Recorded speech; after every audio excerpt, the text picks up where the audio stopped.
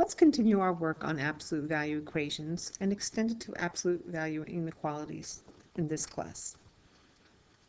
When we talked about absolute value equations, we recalled that we were discussing a number's distance from zero, and we were also talking about solving twice to get the two values of these pair of linear equations that make the statement true. Remember that absolute value represents distance from zero on a number line, and distance is always a non-negative number, which means it's always positive. If any equation states that the absolute value of an expression is negative, we'll know that there's no solution to that statement. Let's take a look at this problem. It has multi-steps to it, and one of the first things we want to do is to subtract 12 on both sides. Definitely a multi-step here, so let's subtract 12. Remember, we have to eliminate everything around this absolute value expression. That gives me a negative 2. Let's continue. We have to divide by 3. Before we can do anything, we have to notice that we have to isolate the absolute value expression. And now it's telling me that the absolute value of 2x plus 9 is equal to a negative 2/3. Well, at this point, absolute value can never be negative, so there's no solution. So no need to keep working on this problem.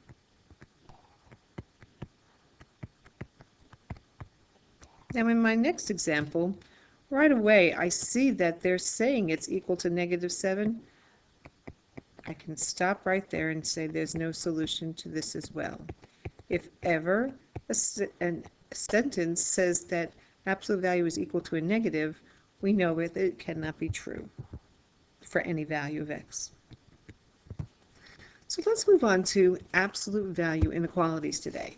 You can write absolute value inequalities as compound inequalities, and we've already discussed that.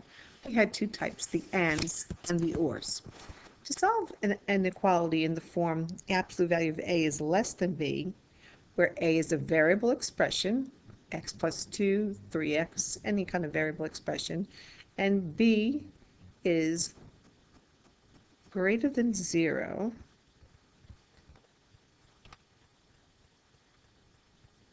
we're going to solve this compound inequality, where we say that a is greater than negative b and a is less than b. If you recall, this is the AND type, and the AND, when we graph it, AND will nest or join in the middle.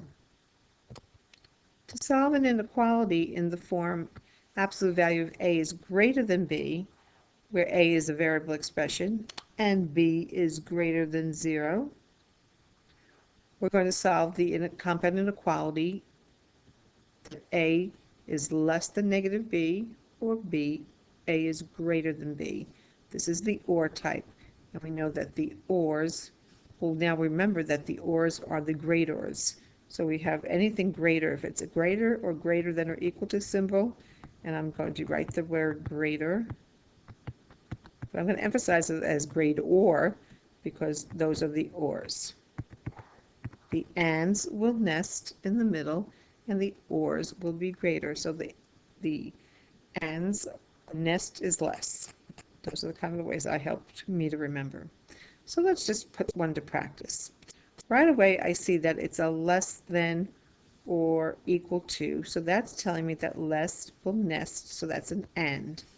When I take the ANDs, we'll follow the model, and we're going to put this symbol, and we're going to nest the expression in the center, and we're going to have that 6 and a negative 6.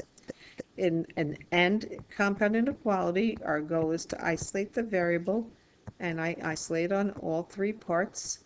I get negative 2, and I get a positive 2. I go to graph this, and because it's an AND, I need something at negative 2, and I need another endpoint at 2. They're both closed circles, and they will shade in between.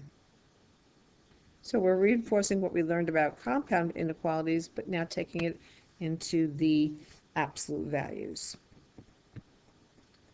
My second problem, I see a less. Oh, did I have another one on that slide? Let's just go back and check.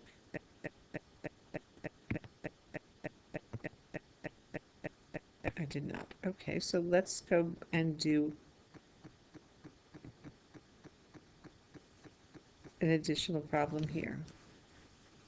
I see a great or. Remember, great or is the or inequalities. So I'm going to take this and solve it with 6. And then I'm going to reverse the direction of my inequality and do it with a -6. I'll subtract 4 on both sides. I'll get x is greater than 2, or, again, remember this is an or, subtract 4, x is less than -10. Go ahead and graph. I need a value at -10. I'll just count by 2's, -8, -6, -4, -2, 0, 2, 4, 2. Okay, so I have an open circle at -10 and shading everything less. And then I have a open circle at 2, shading everything greater. Solving twice. Knowing the difference between the ands and the ors. Less will nest. Okay, so less is an and.